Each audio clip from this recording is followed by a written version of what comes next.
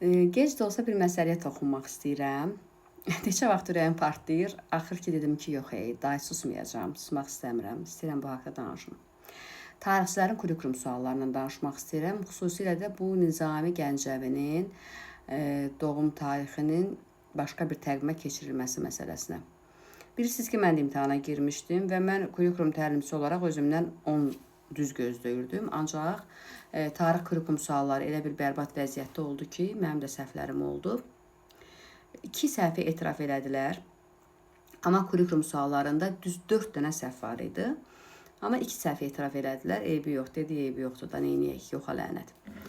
Bu səhvi etiraf eləməmişdən hələ əvvəl mən imtahandan çıxan kimi video paylaşdım, canlı açdım və dedim ki, kurikulum suallarında səhvlik var.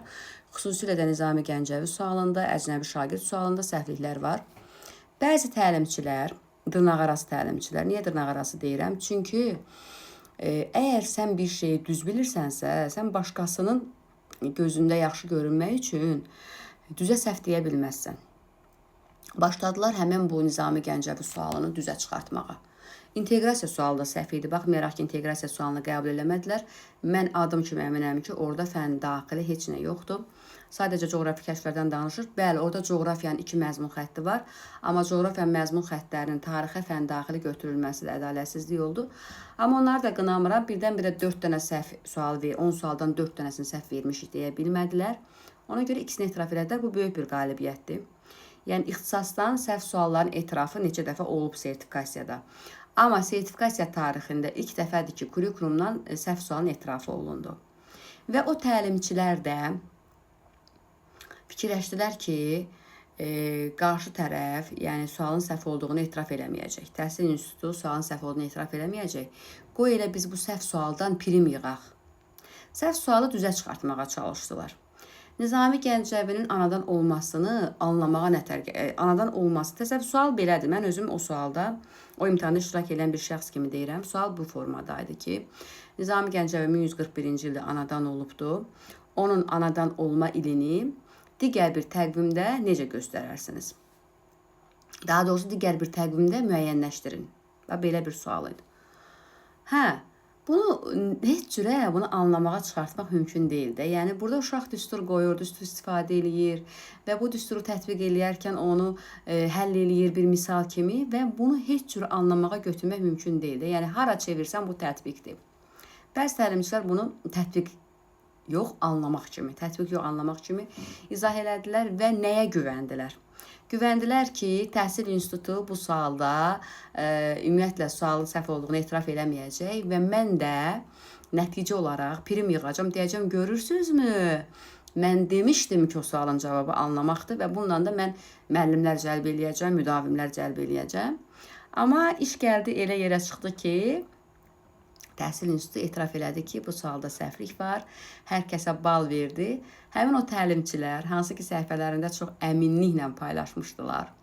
Hətta bir təlimçi onu belə bir xüsusi paylaşmışdı. Bu söz olsaydı anlamaq olmazdı, bu birisi söz olsaydı nəmnə olmazdı. Nəysə, 4-5 variantda paylaşmışdı.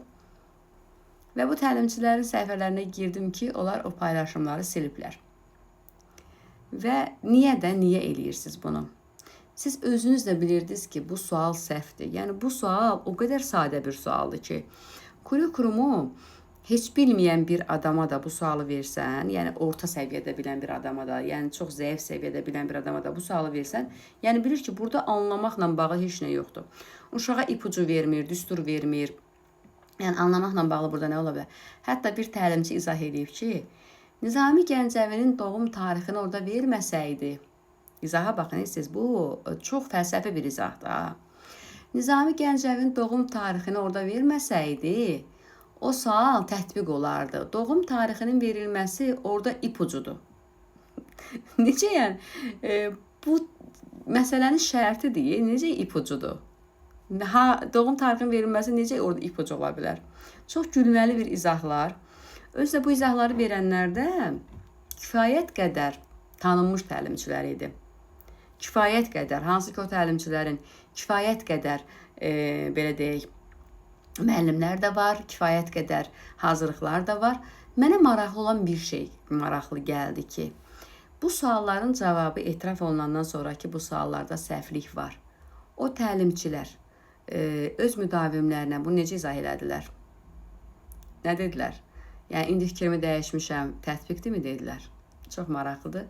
Əgər elə bir təlimçi sizə izah verib, sonra da o izahı necə izah edibsə, mən çox maraqlıdır. Kommentlərdə yazarsınız görüm. O izahını sonra necə açıqlayıb sizlərə ki, yəni necə oldu ki, bu fırlandı, gəldi, tətbiqə keçdi.